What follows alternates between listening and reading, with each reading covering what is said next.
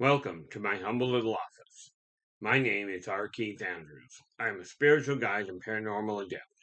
The journey continues today on April 5th, 2022 at approximately 9:32 a.m. PST. Okay, time to get down to work putting your finances back together. Now, before I get into that, I came back to this world. I returned to this lifetime at this time for one primary purpose. And that purpose is to pass on a message to everyone in existence that working together, we can make this a better world for virtually everybody. Now, this is going to require assistance. If you don't know how to do these things, this is normal.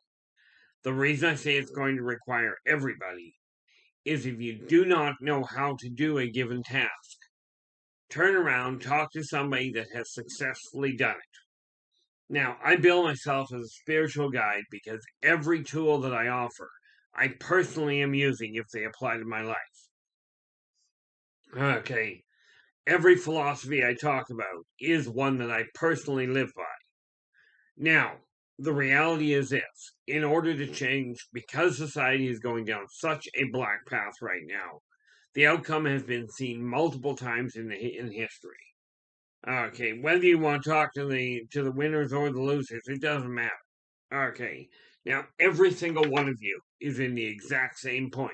No matter what your income level, no matter what your background, you're all right here, right now.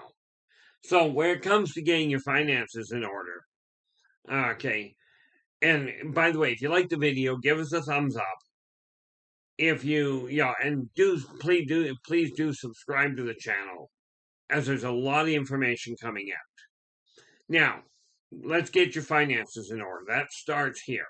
Okay, you may get the idea in your mind first, but until you get that message in your heart, until you get that emotional imperative, changing things is going to undoubtedly be an uphill challenge. So I'm going to go with the assumption that you're listening because your finances have reached a point where you're not content. You may be just fighting behind the eight ball all the time. Maybe you're on the verge of bankruptcy. Okay, well, I've lived my life on the edge of, like, one step away from being homeless and been guided by so called professionals into bankruptcy twice. I'm not going to get into that right now. Let's start with your money when it comes in. Okay, now, before we'll get into how to figure out living and what have you in a minute or at another time. In any event, that next check that comes in, take a look at the check. Okay, doesn't matter what it is. I'm going to use $1,000 just because it's easy. Now, no, I think I'll take it at 500. It's still easy. Okay, I'm going to go at 500 because even if you're on social assistance, the odds are you get a check for 500. Now, here's the thing. I'm going to say some things that you guys don't agree with. And absolutely, if there is a problem with this, leave me a message in the comments below, or below this video, you'll find a whole bunch of different ways of getting a hold of me. Okay. Absolutely drop me a line because some of you are in a worse shape than others. This is, in general, we're working with a $500 check only. Okay.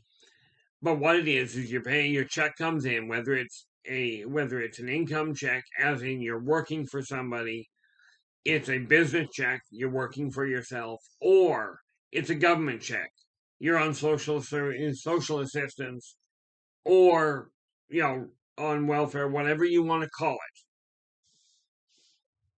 Maybe you're even a trust fund kid. The amount of money coming in is not the problem. Okay, well, it might be, but it has nothing to do with how you handle it. Take a look at that check.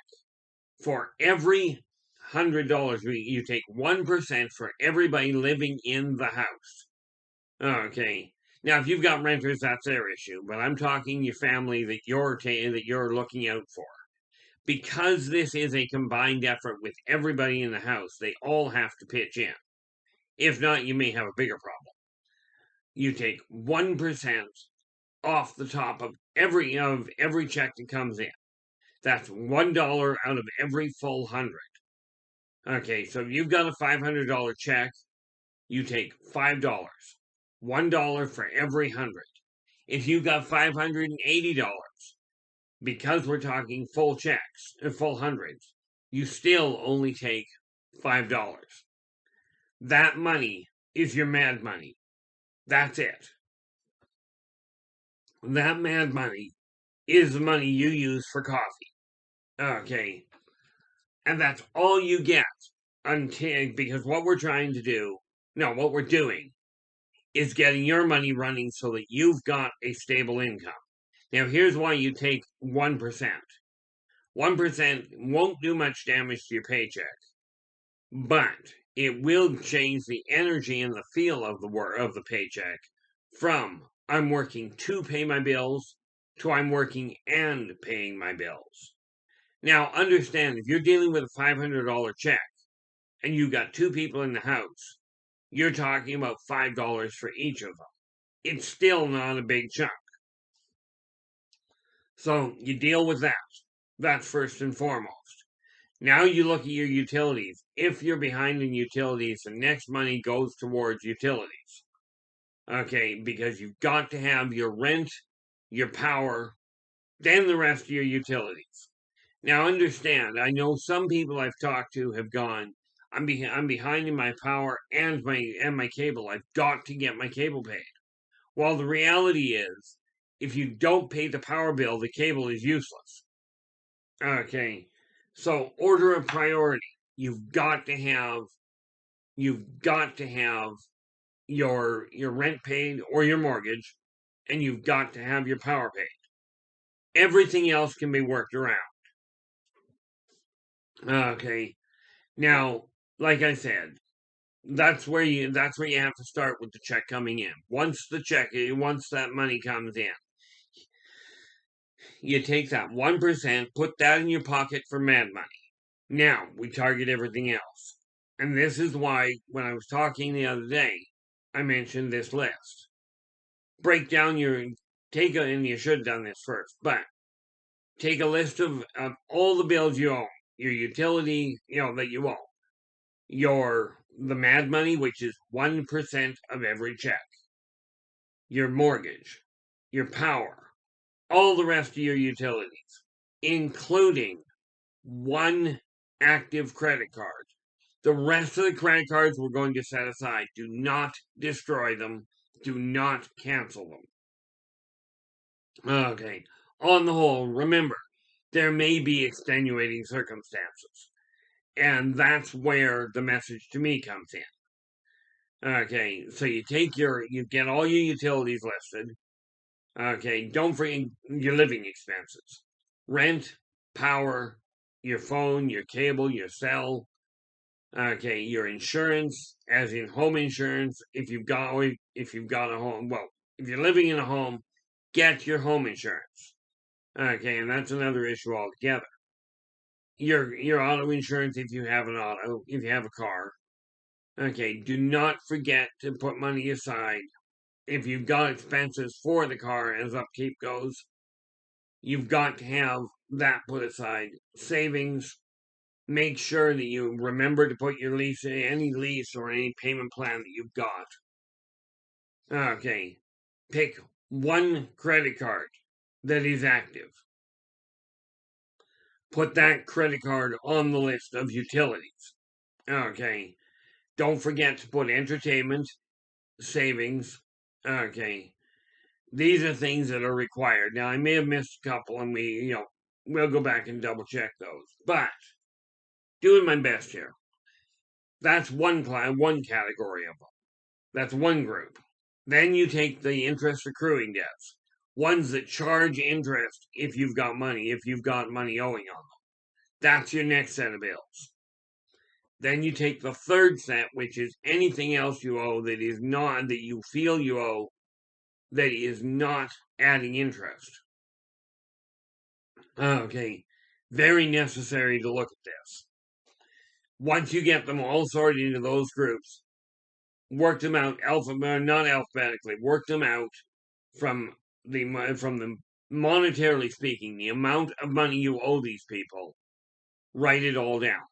Okay, and list off these bills, sort them out so that the one you owe the most to, that is adding interest to the bill the longer you have it.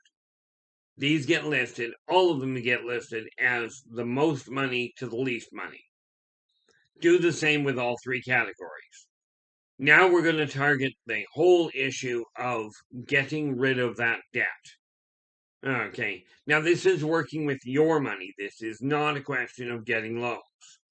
Okay, you've already got money. If you are behind and you don't even have the money to make that, absolutely there are ways of dealing with it. This is assuming that you're making ends meet now. This is simply going to streamline it and get you out of debt. Okay, how do I know it'll get you out of debt? Because I did it. Okay, that's how I know.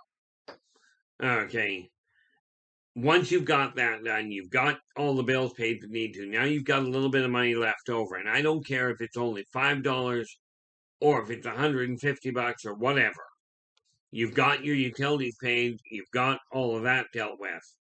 Okay, you've got money put aside because most of you will not get a check that comes in that's big enough to cover your rent or your mortgage in one check.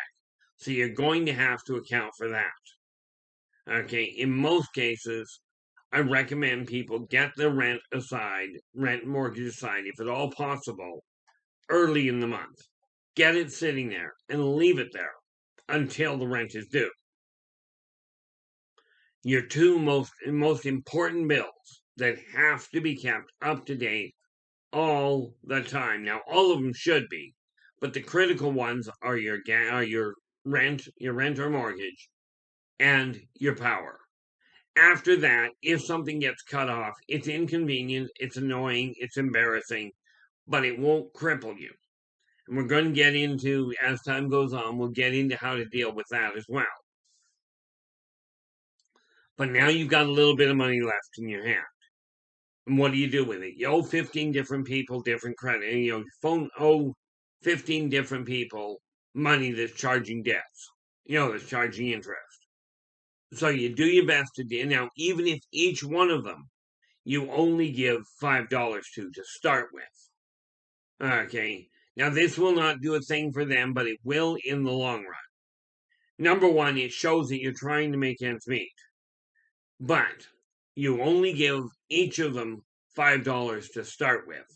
Then you take that lump sum that you've got left and you put that on the smallest, monetarily speaking, the lowest one, the one that you owe the least amount of money to.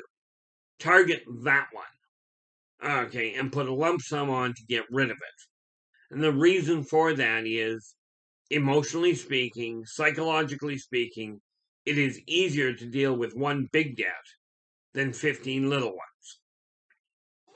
ones. Okay, so we target the smallest, monetarily speaking, debt first. When that is paid, you'll have a little bit more. Because if you think about it, even if you've only got 10 checks, or if you've only got 10 interest accruing bills, which some of you may have, Lord knows I did, but I got rid of them the same way I'm talking about. Okay, if you've got 10 bills, 10 bills are adding interest. At $5 a piece, it's only $50. But the next, as you get rid of them, now you've got $50 to work with and only 9 bills. Okay.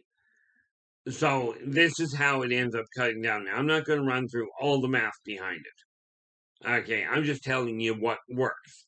Now, you don't have to follow this. I am not what you can say what is called a trained financial advisor. I have learned mine the hard way. I listened to the professionals, and they shafted me left, right, and center. I'm not a financial advisor. I've got nothing to gain by telling you this is the path I walked. It worked. And it has worked for literally thousands of people. And I'm inviting you to join me on this journey and get yourself back in control of your life. Okay, so the first check comes in, you take 1% off the top. Make sure you're putting money aside to deal with your rent at the end of the month. If you've got a big enough check to cover your rent right off the bat, put it in the bank and leave it there. Okay, do not use that money. You want to be sitting, even if everything is a little delayed. Right now, we're getting you out of debt, and some of you are in an absolute mess. If you're already functioning well, this simply accelerates things. Okay.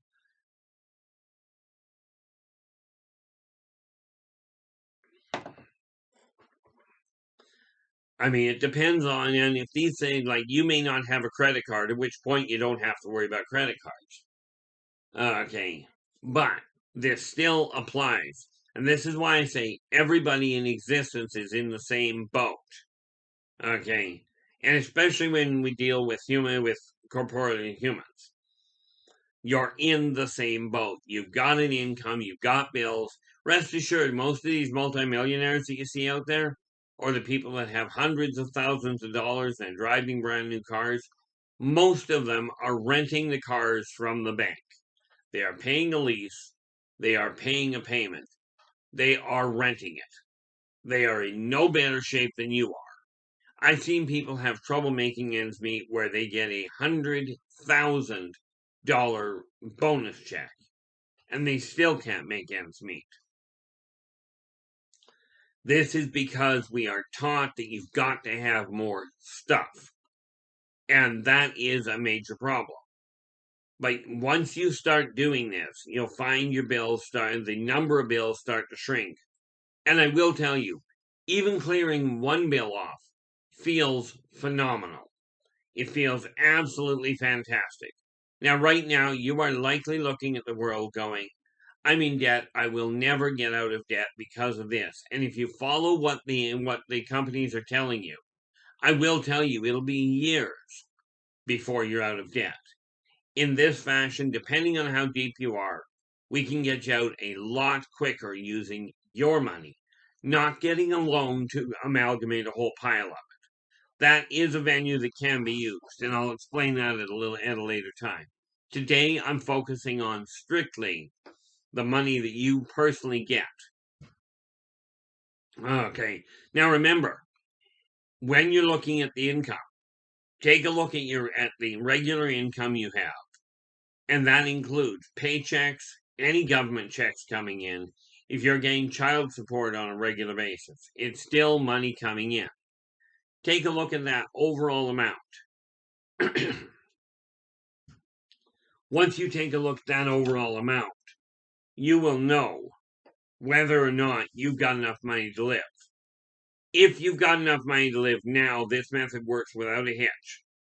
If you don't, then the next time I deal with finances, I will explain how that works. But if you don't, in a couple of days, what are we? We are on the 5th, so on the 7th, I will cover how to catch up and eliminate many of the debts. But this method applies. Okay, so right now I'm looking at primarily the people who are managing to make ends meet, but no matter how tight it is, okay, this will work. Okay, now the first thing you got to remember is that little sign up there. I am worth it. Get that sign. If you haven't done it already, write it down, put it in your office. This, and also in all fairness, put it on your front on the fridge. The reason being, those 4 words will help you stay focused on you. And getting your finances in order is simply for you. Okay. Because as you do that, your stress level drops, your energy level climbs, and you're able to get back on track. With that in mind, okay, you'll be able to handle life a lot more readily. I finally got to a point where I can actually look in the mirror and say, hey, you pulled off a fabulous maneuver. Now you can actually functionally dream, as in, look at the stuff you've got. Look at what's in your hand. And I can now actually plan for having higher grade furniture, for having what I consider better stuff. Instead of living, oh, look, I've got a couch that's completely worn out and I don't know, I can't afford to replace it, so I'll deal with it. I'm at a point where I'm able to actually plan to get rid of stuff that is worn out and replace it with stuff I personally desire to have. Okay, I can, we can get you to that as well. I can show you the tools, but understand, all the tools in the world are absolutely useless if you do not pick them up. So we target that small debt, okay, and you start clipping them off piece at a time. This is going to take a long haul. Okay, if you think about the basics, if you've only got $100 to work with and you've got $5,000, $100 a month that is not going to your utilities and your living expenses, then frankly, in order to get rid of $1,000 debt, it's going only $1,000 in debt. It's going to take you 10 months. It did not happen overnight. You got into the situation you're in by choices you made. And understand, were they mistakes? Undoubtedly. Were they stupid? Probably not. The odds are that most of you, what you've done is followed exactly what you were told in order to get the stuff that you wanted, the stuff that you desired to have. You were not taught to think in terms of how do I get there without going into debt. For instance, if you're looking for a new TV, okay, and you've got a TV that's working, do not buy a TV on payments. Take those payments, figure out what they should be, put those payments in your bank. Like put them into a I don't care if you put them into a jar. If the thing is going to be is a $500 TV, and good luck with that. But let's say it's a $500 TV. Most of them are close to $1,000. Instead of making payments at 20% interest, okay, which means if you're buying a TV for $1,000 and you buy it on credit card, you're paying usually upwards of 20% if you're lucky on the credit card. So that $1,000 TV has now cost you $1,200. Okay, and you're going to have to pay, $150 a month, sort of thing. Okay, if you're going to have to make the $150 payment, take that $150 and put it in the bank. Okay, now you put that $150 in the bank. Instead of it being a year before it's paid off, you've got the money for paying to pay it off directly in 7 months. Okay, in roughly 7 months. Now, understand, by doing that, okay, you walk in, you go, I want that TV, here's the money for it, you take it home, it's paid for. It now belongs to you. You're not renting it. You're not leasing it. The same thing applies to everything you're looking at. Okay, it was once made very clear to me that running a balance on your credit card is it's a killer, and it really is. The interest you're paying 20 to in one case I had a loan, get this, at 49%. Okay, now that is, in my opinion, legalized loan sharking. Credit cards are a great thing. I use one myself, and I will be getting more, and I'll explain that later. But any large payment that you're looking, any large purchase you're looking at making, okay, let's say that this only applies to the luxury items, the things you don't require. Okay. If the reason for it is this, if you don't require it, such as a TV that you've already got one working, or a computer that you've already got one that's doing the job. Maybe not state of the art, but so what? It's doing the job. Put the money aside. Find out what the payment would be, and put that money aside in order to save up for it. Buy it with one payment. Okay, if it's a critical thing, like when my washer and dryer blew, I didn't have the money at the time, so I had to buy them on payments. because a washer and dryer, a fridge, a stove, kind of required. Okay, those sorts of things are justifiable to go into debt to buy. Okay, unless you're planning on cooking on a cook stove or using an icebox and hoping you keep your food safe. Okay, now I've never had to do this. Okay, I've never had to go to a food bank, but I will be supporting one later this year. I've got it lined up, but that's where a chunk of the money that I'm making is going. Because food banks, they supply food, so you can get help. There are groups of people out there that are able to help you, but debt is a killer, and it drives your stress level through the roof. I know this from personal experience. Okay, now I am going to be coming back on a regular basis. Well, I've been coming back on a regular basis. Now I've finally got a plan in mind, which works out rather well.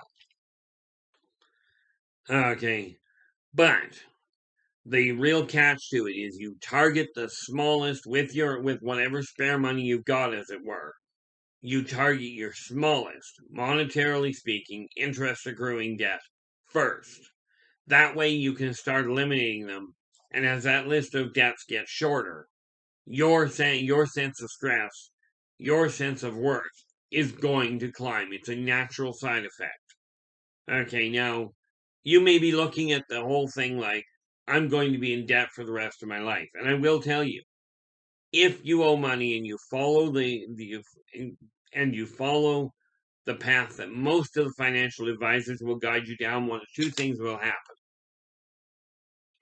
They'll make money, but you'll be in debt for a very long time. If you agree to go bankrupt when you don't have to, and rest assured, most of you don't have to. If you're going into bankruptcy to avoid debt, this is a bad move. I got walked into it on stupid numbers, but I was stupid at the time. I was truly ignorant. I didn't know any better. Now I do. Okay. Now, with this in mind, I will be back again. I will be back again tomorrow. Okay. But that said, until that time, take care of yourselves and each other, and I will see you tomorrow. And for pity's sakes, stay positive.